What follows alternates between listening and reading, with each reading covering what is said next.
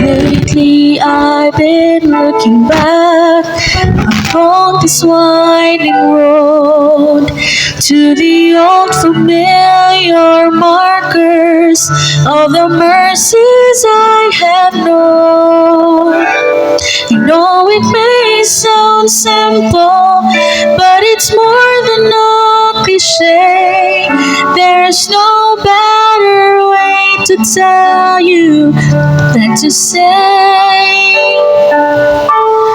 God's been good in my life. I feel blessed beyond my wildest dreams when I go to sleep each night. Though I have my share of hard times, I wouldn't change them if I could. 'Cause through it all, God's been good.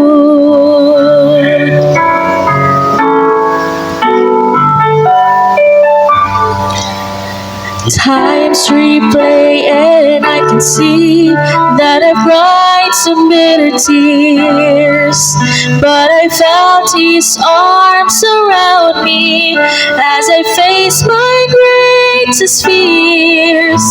I've had my gains and losses, and I've known more joy than hurt as Your grace rolled down upon me undeserved. For God's been good in my life. I feel blessed beyond my wildest dreams when I go to sleep each night. Though I've had my share of hard times, I wouldn't change them if I could. 'Cause through it all, God's been good. God has been my Father, my Savior and my friend. His love is my beginning, and His love will be my end. I could spend forever trying to tell you everything He is, but the best way I can say it is this: God's been good in my life. I feel blessed beyond my wildest dreams when I go to sleep each night. And though I've had my share of hard times, I wouldn't change them if I could. 'Cause through it all,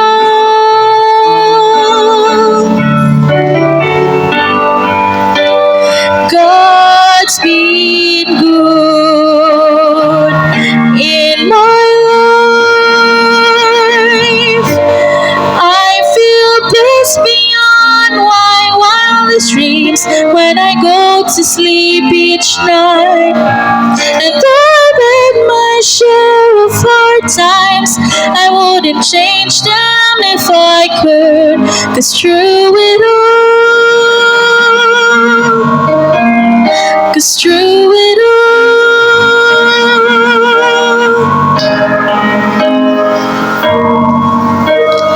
God's been good.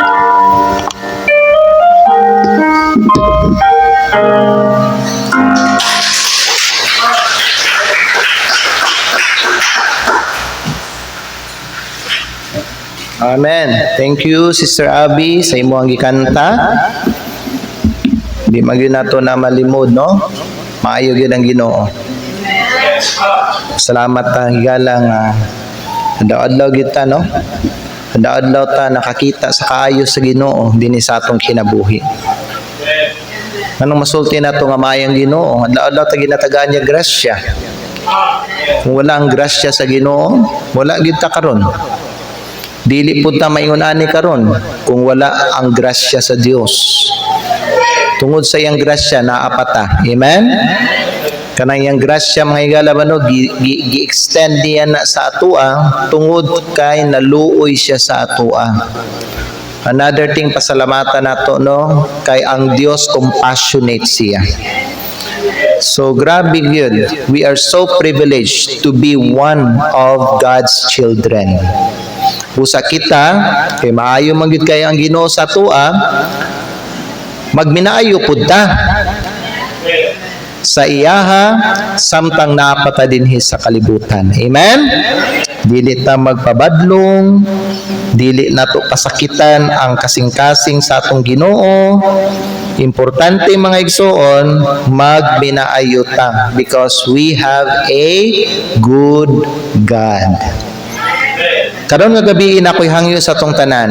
Palihog ta sa pagtindog ug atong abrihan ang atong mga Biblia dinhi sa Matthew chapter 5. Magbasa ta og tulo ka bersikulo sugod dinhi sa bersikulo 13 down to verse 16. Matthew chapter 5 verse 13 to 16. The Bible says in verse 13, "Ye are the salt of the earth. But if the salt have lost his savor, wherewith shall it be salted? It is thenceforth good for nothing, but to be cast out, and to be trodden under foot of men. Ye are the light of the world. A city that is set on an hill cannot be hid. Neither do men light a candle and put it under a bushel, but on a candlestick, and it giveth light unto all that are in the house. Let your light so shine before men, that they may see your good works and glorify your Father which is in heaven." May the Lord bless upon the reading of His word. Let us pray. Father, thank you for your word and your message. Sanctify this message. Use this to encourage us. Bless me tonight as I preach your word. And as I preach, I pray that you will speak to the hearts of your people. Salamat kay Lord nga makadungog mi sa imong pulong karon kagabi. Lord, dasiga kami, liguna kami, pinaagi sa imong pulong. Ug kani Ginoo mo ginaampo ginapasalamatan in Jesus name. Amen. Salamat. You may now be seated. Our message tonight para sa atong ikaduha nga Wibis sa 2025 kay mao ni, be the kind of Christian God wants you to be in 2025. So what I am planning to preach this whole month is kaning mga ingon ani, no? What kind of Christian God wants us to be? So laylahi na siya mga igsoon. Be faithful, be daghan, be spiritual, be generous, laylahi siya, no? Kay mao man ni ang gusto sa Ginoo para sa atoa karon nga tuig. Gikan dinhi sa atong gibasa, nasabta nato og nakatunan nato mga higala nga isip no mga katawhan sa Dios, we are called to be a reflection of God's love and character to the world. Amen. Samtang ania pata dinhi sa yuta, kita mga igsoon gitahasan ta sa Dios nga mahimo ta nga reflection salamin, di ba? You know, mirror, mutanaw ka diha sa mirror, makita nimo ang imong kaugalingon. So kita pud mga igsoon sa mga katawhan sa Dios gitahasan ta niya nga samtang ania pa ta dinhi sa yuta, mag-serve ta as kining reflection sa Dios para sa mga tao. Reflection para sa asa. Reflection para sa iyang gugma o para sa iyahang kinaiya. Nga kung ang tao mutanaw sa atua, makita sa mga tao ang gugma sa Dios pinaagi sa ato. Makita sa mga tao ang iyang karakter, no? Dinhi sa ato ang mga igsoon. But what does it mean to be the kind of Christian God wants us to be?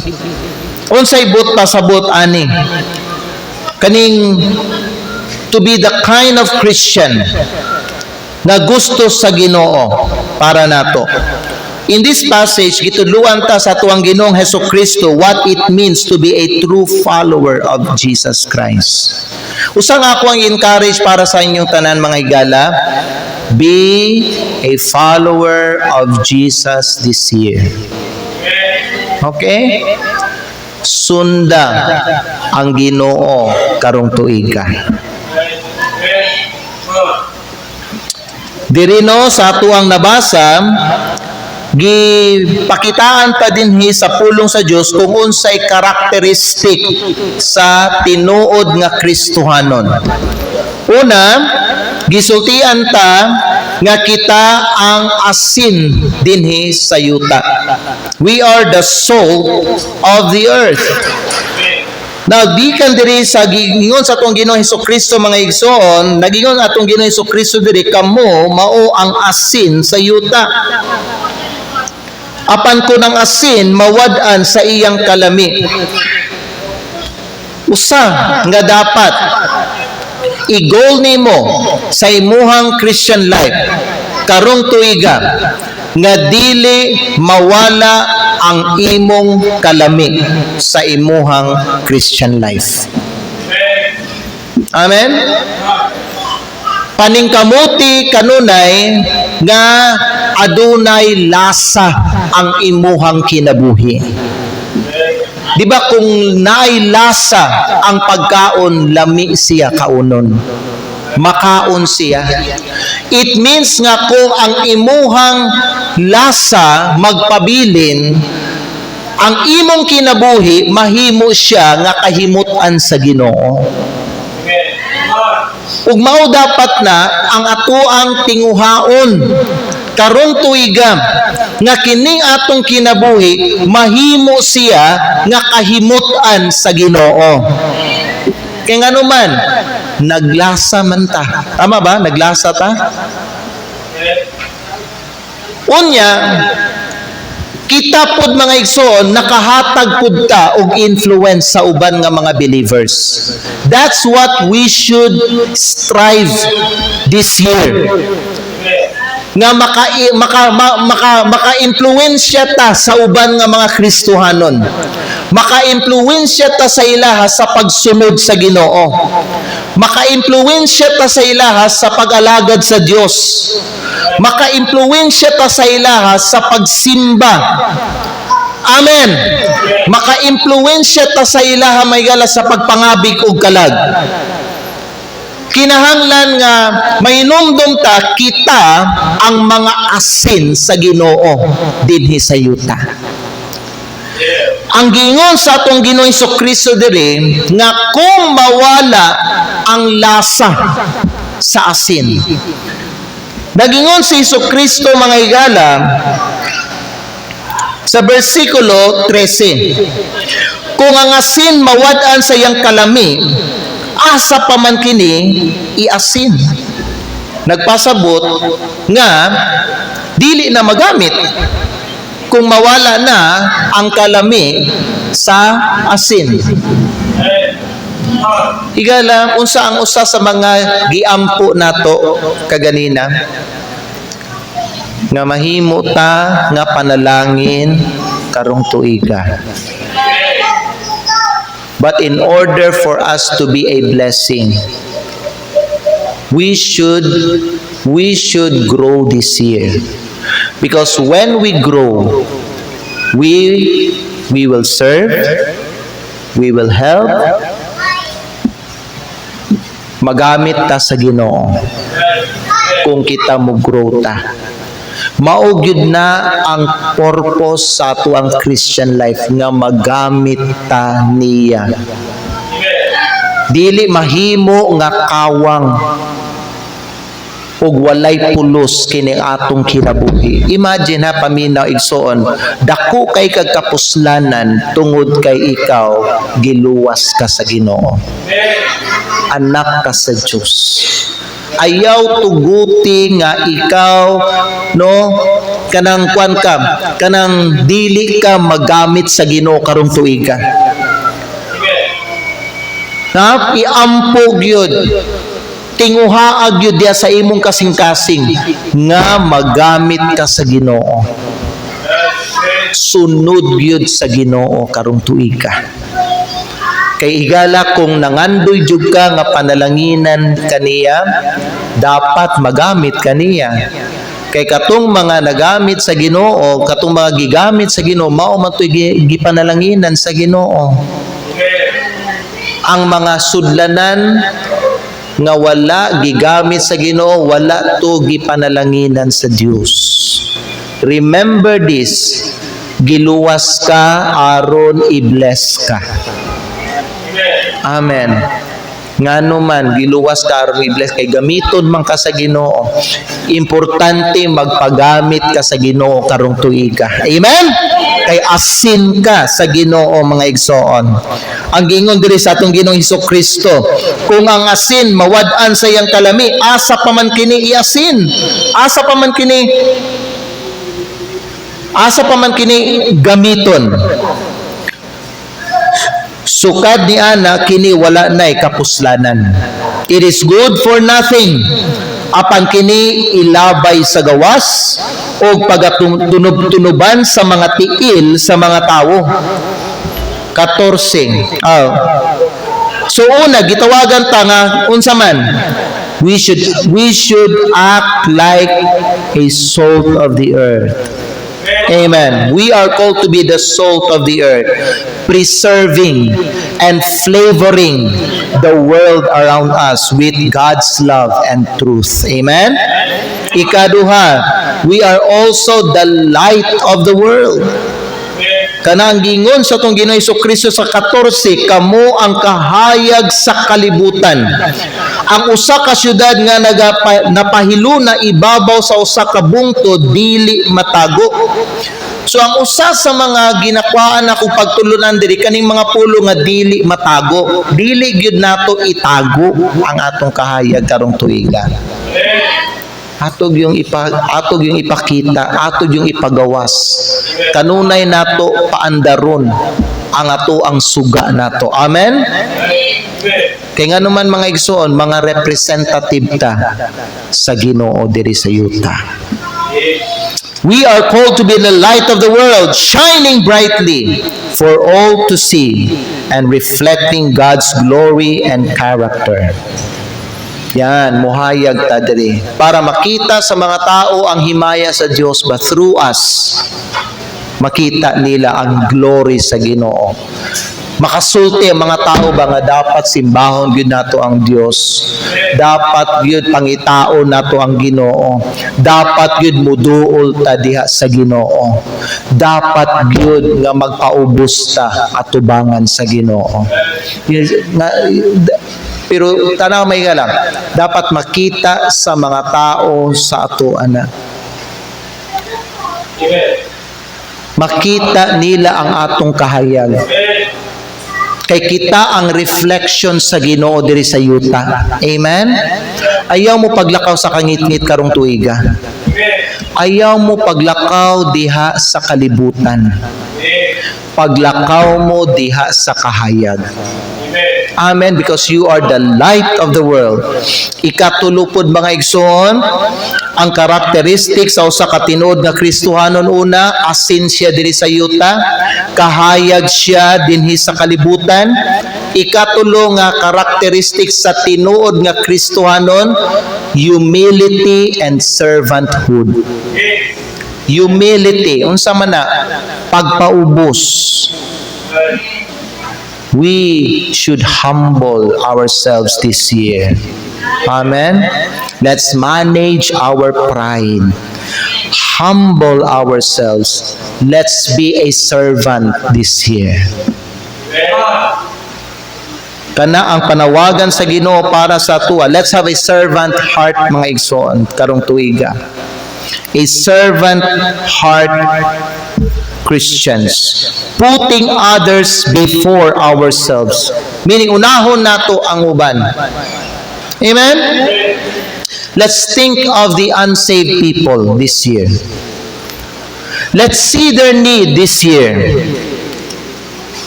Let's win them to Christ. Maguna-una ta sa itong mga uban nga fellow believers.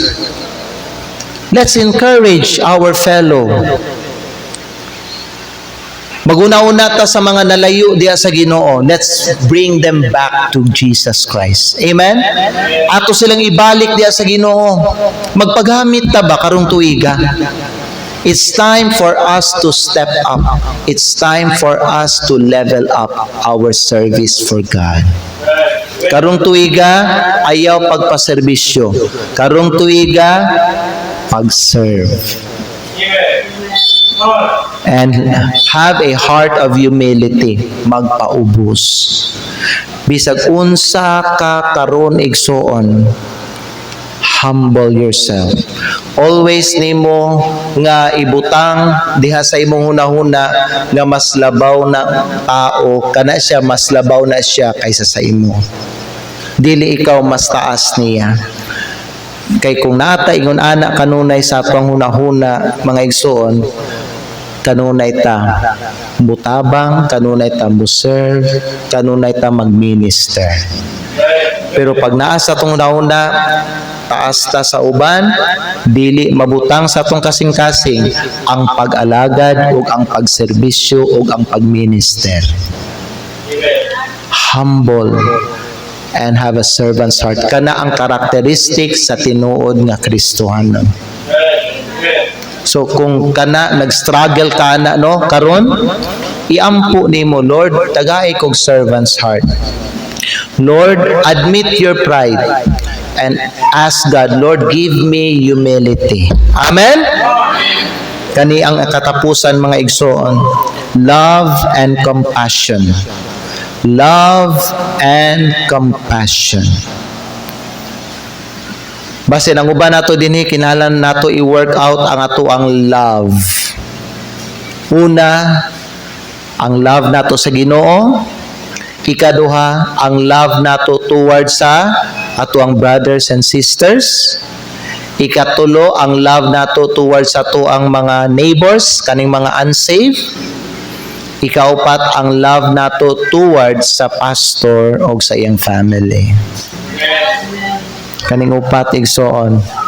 God, fellow believers, unsaved, pastor, and family.